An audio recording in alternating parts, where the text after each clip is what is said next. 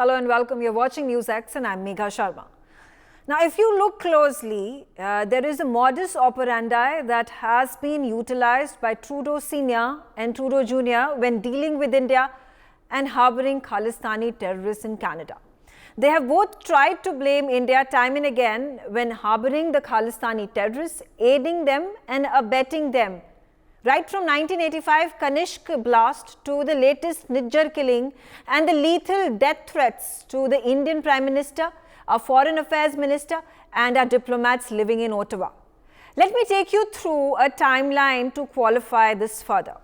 Let's quickly put in our touchpad on the screen, and a number of times there have been these allegations that have been put forth which are falsified by the number of evidences that we've been able to gather. If you can put, okay, all right. So this is the book cover which was written by Michel Juneau-Katsuya. This has been written in 2009. The name of the book, as you can see on my screen, is Nest of Spies.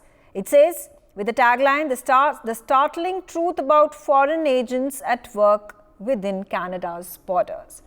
Now, Michel Juneau-Katsuya was a CSIS operative, and the whole purpose of him writing this book was to target Indian embassy, target Indian agents living in Ottawa, and alleging that they had a hand in masterminding the 1985 terror attack that killed 329 people. Here's a look at this quote that has been picked up, an excerpt that has been picked up from the book that was written by Juneau-Katsuya.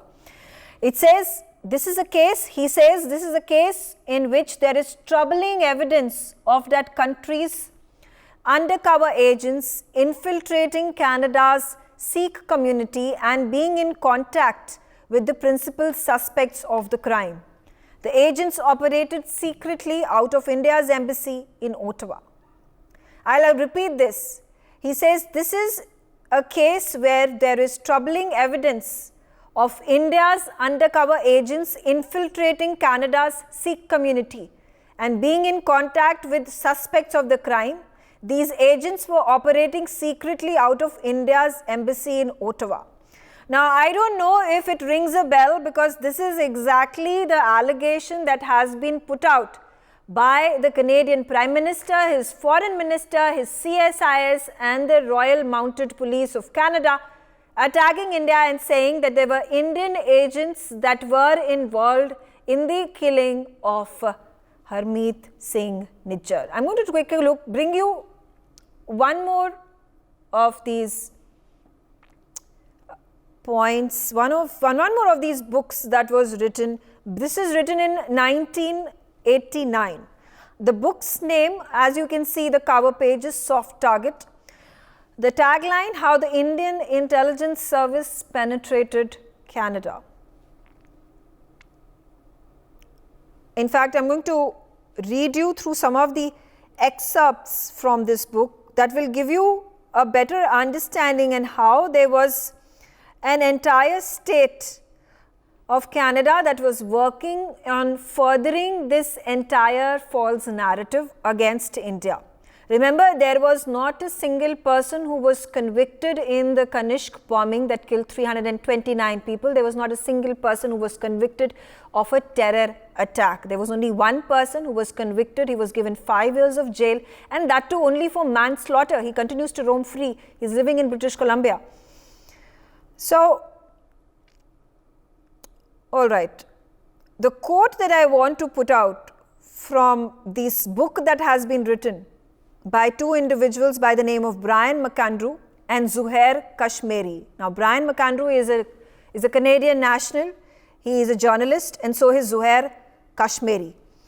Now, one of the quotes in the books goes on to say that the influence of the Indian government seemed to crop up practically everywhere as CSIS agents investigated the Sikh separatists either as national security threats or as suspects in the Air India and Narita bombings.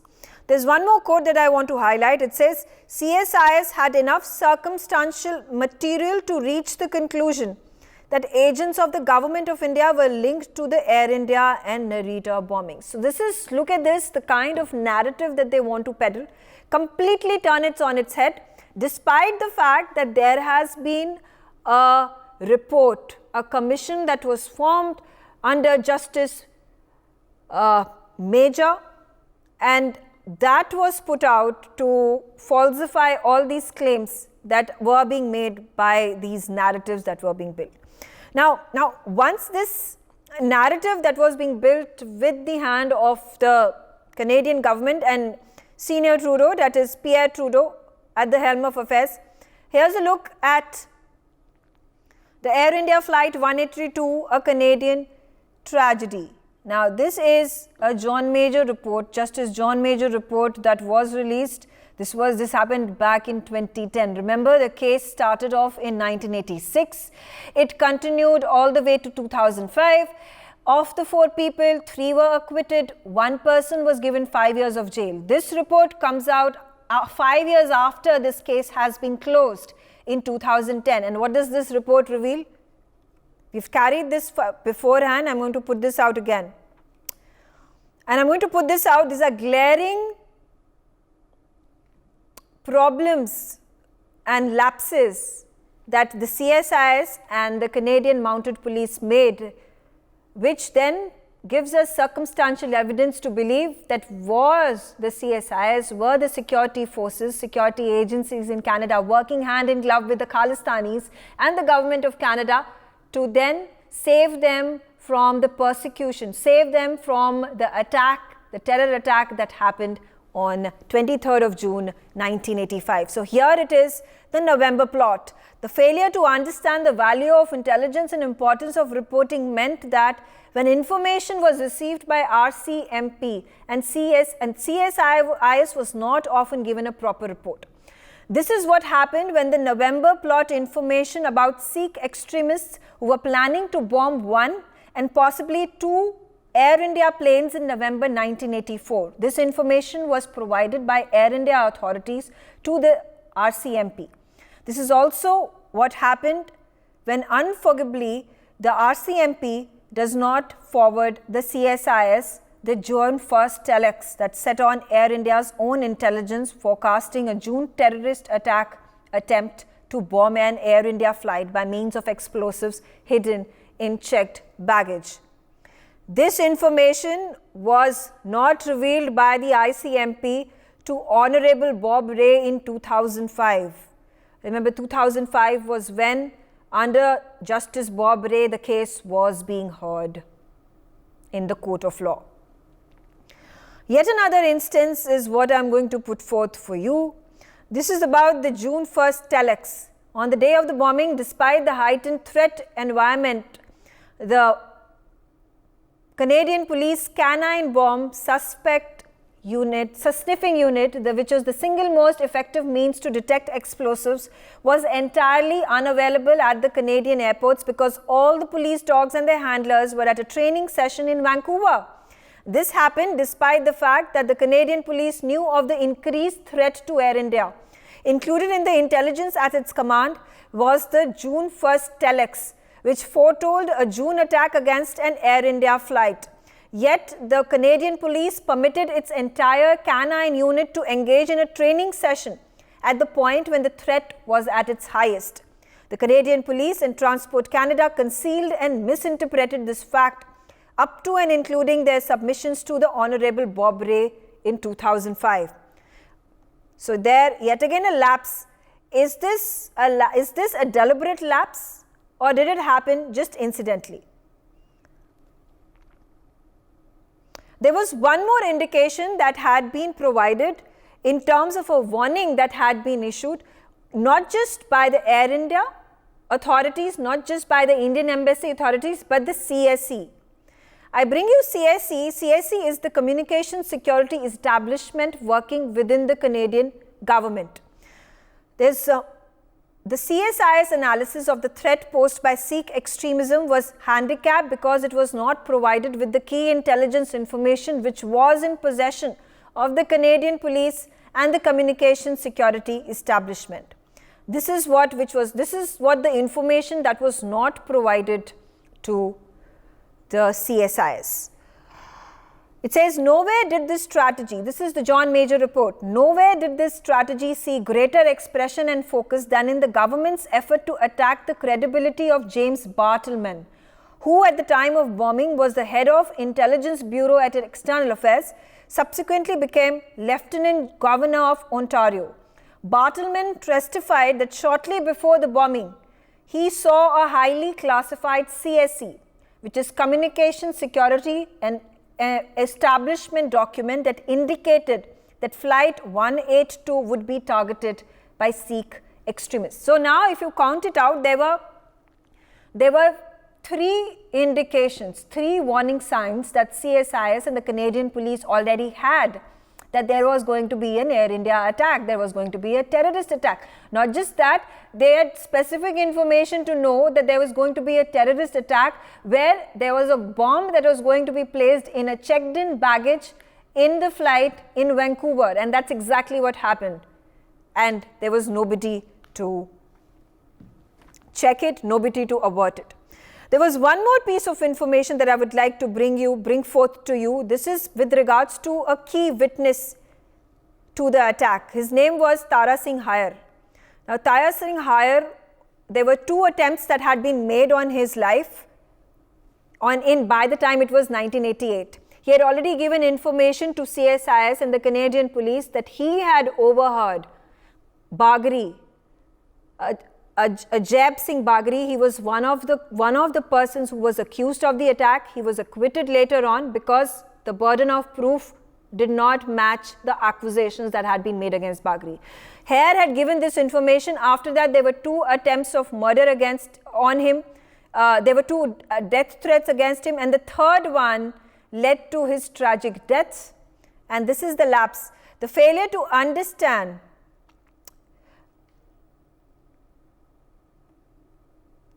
Yes, after a period of escalation of threats and after Nijjar's name appeared on a hit list, the Canadian police installed a video surveillance at Nijjar's residence in July 1998. So there have been 2 attempts of murder that have happened to Nijjar by 1988. By 1998, there is another death threat. So what the RCMP does is, it ends up just setting up a surveillance camera. They don't even provide him with security. They don't even provide him with any sort of any X, Z, whatever Y category that is then divided into in Canada by the Canadian police or the CSIS. There was no security that was provided to him.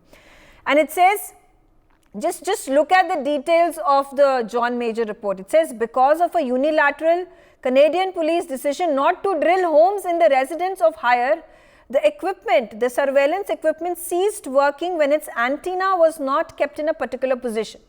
To make matters worse, the family of Nijjar was not informed of this fact. It was not unaware of the steps taken to ensure that the equipment would function properly. When Tara Singh Nijjar was brutally murdered in his garage in November 1998, the equipment was not functional. Only snow was recorded on the video cassette and no footage could be recovered. Prior to appearing as witnesses before this inquiry, Nijjar's son and daughter-in-law were unaware that the video surveillance system had failed. When in the past, family had asked the police if they could view the surveillance tapes, they were told by the Canadian police that this was not possible due to the ongoing investigation. The murder of Tara Singh Nijjar occurred 10 years ago. Now, this is a report that has been written in 2010. So his murder has happened in 1998. Today it is 2023. The individuals responsible have still not been identified and brought to justice.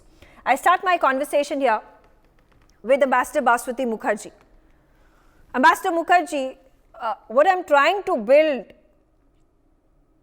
as an argument over here is that essentially when the 1985 blast happened, the Canadian government, the Canadian security agencies decided to shield the Khalistanis and tried to some way or the other twist the facts and put the blame on Indian agents, on Indian diplomats and the Indian government. There is something it's a replay, a deja vu of sorts, when we see that the Prime Minister, Justin Trudeau, has attacked India, said that there were diplomats from the Indian High Commission in Ottawa that were responsible, that were involved in the killing of Hardeep Singh Nijjar. Not just that, what happens next is immediately the government of Canada decides to expel one of the most important diplomats from the Canadian High Commission and sends him back to India. Now, do you think this is a well-tested toolkit, a playbook of sorts that Justin Trudeau has received as legacy from his father, Pierre Trudeau? I think, Megha, that the two issues are completely different. As far as the downing of the Kanishka is concerned, that was in the time of his father, who was a very much more experienced politician than the son. There was an investigation, and that investigation clearly indicated who should be indicted. The indictment process was flawed, and that is why, as you rightly pointed out in the earlier part of your presentation, one of the persons is still roaming around in British Columbia. As far as Nijjar is concerned, he is a terrorist, and he was being encouraged to carry out extremist activities against targeting Indian diplomats and important Indian targets stationed in accordance with the Vienna Convention in Canada. He was known to be a terrorist when he was given a Canadian passport. The Canadian government have given the Indian government no credible proof or evidence which could possibly link any official or any intelligence agency of the government of India with the killing of this terrorist. And we have always said that he was the victim of inter-gang warfare, which, if you recall, Megha, has also brought down other Khalitani terrorists in other parts of the world, including in Pakistan. Under those circumstances, there is no comparison between the tragedy of the downing of the Kanishka by a group of terrorists who at that time were not propping up Pierre Trudeau's government, but Pierre Trudeau and his government decided to turn the blind eye. There was a lot of effort made after Trudeau was driven out of power by his successor, who was from the Conservative Party, who even went to the memorial which has been built in very close to where the aircraft was brought down. And now once again, like the father, the son is trying to destroy completely the bilateral relationship. But the Indo-Canadian relationship is too big to be destroyed by any one individual, in even the Prime Minister. Therefore, I am confident that despite the domestic politics of Canada, which have made this man, the Prime Minister of Canada, hostage to an extremist fringe who are determined to target our diplomats and to bring down our government here by any means possible, something which is extremely unfortunate, has forced us to take reciprocal measures so that the kind of activities that they were conducting on Indian soil, including helping extremists and terrorists to get visas to go to Canada and then to get Canadian passports, which is how many of them got Canadian passports earlier because of their huge diplomatic presence here in India. All that has been cut short, Megha. So you're going to see in the future a very, very different kind of scenario emerging.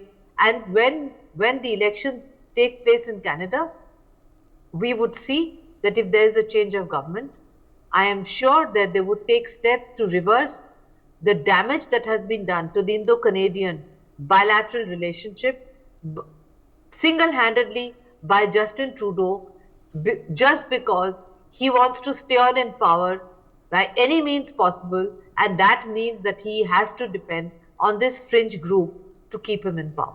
Okay. Okay. Joyita, what I want to say is that Canada is becoming a second Pakistan, because every single time there is a terrorist attack that happens in Pakistan, the blame is put on India.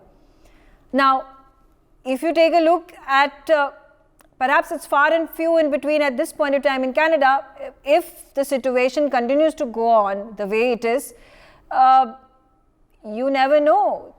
These could be instances that are more often happening in Canada.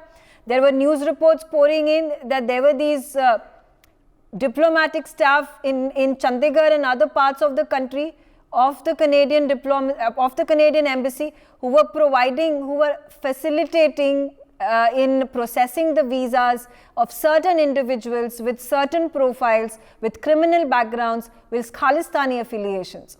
Not just that, just a few days ago, the Sunday Guardian did this report on how India may just take Canada to the FATF because of no inaction on the terror funding that is rampant in Canada when it comes to the Khalistani terrorists.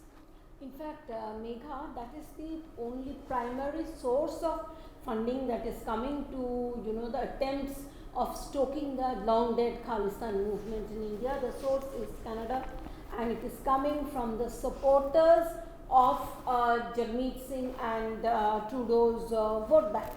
So it is but natural, and India has been giving them dossier after dossier, detailing the criminal activities, detailing the terrorist activities of all these people, and what action has Trudeau taken. In fact, even now, if you see what is happening in Canada, they are openly asking for assassination of our leaders. They are openly are talking about these extremist and terrorist elements. They are stoking passions in a manner that our interests abroad get attacked. So when you see a situation like this, what is the Canadian administration, what is Trudeau's government doing? They are doing nothing. They are just sitting there quietly, and in fact, if you ask me, watching the fun, and they are all saying it's all about freedom of expression. Fine, let us have a referendum on Quebec's independence in front of the Canadian High Commission in Delhi. Let us do that. Why not? Let us have it in it's a freedom of expression after all. Let us allow our fringe groups to talk about, all sorts of things of attacking Canadian interests and all, and say put everything under freedom of expression. So when you are looking at these people, and since you started talking about Justin Trudeau's father, I think at one level they are being driven by this activist zeal, where unless you are a white-skinned, white-skinned first world, so-called first world country, part of the developed world, you must be oppressors and you must be dictators, and anybody coming to us saying we are victims of political persecution in India, they must be speaking the truth. But if you ask me, these people are fools to believe half of these people who go to Canada saying we are victims of political persecution, or maybe they are not even fools, they just want cheap labor. So this whole political persecution thing is cheap labor, is one way of bringing in cheap labor into Canada. Fair enough. There's an interesting fact, if I could just share with you. The first memorial paying tribute to the victims of the Air India Kanishka bombing in Canada was in 2004. Interestingly, there was a memorial that was built in Ireland in 1986, just a few months after the bombing took place. And if I could remind my viewers that Talwinder Singh Parmar, who was the key conspirator, the mastermind, the kingpin behind the attack, behind the terror attack, died in 1992 in Punjab. There was a memorial for him paying tribute to Talwinder Singh Parmar, the Khalistani terrorist, in Canada by the next year. I'm going to continue to have this conversation and keep hammering upon this point about how there needs to be reopening of the Kanishka files. There needs to be justice that needs to be given to the families of the victims who lost their lives 30 odd years ago. And we'll continue to carry this forward because now this information, this piece of development, this news is gaining traction. And the entire purpose of me building this parallel, drawing this parallel between what happened in 1985 and the kind of toolkit that was created by the Canadian government to target India, to target government of India, versus what is happening right now under Justin Trudeau's governance in Canada, and the action and the rhetoric that is being built against India is exactly the same. I'll leave it at that. I thank all of you for joining me on the telecast, and thanks for watching NewsX. For more such videos, subscribe to the NewsX YouTube channel, hit the bell icon.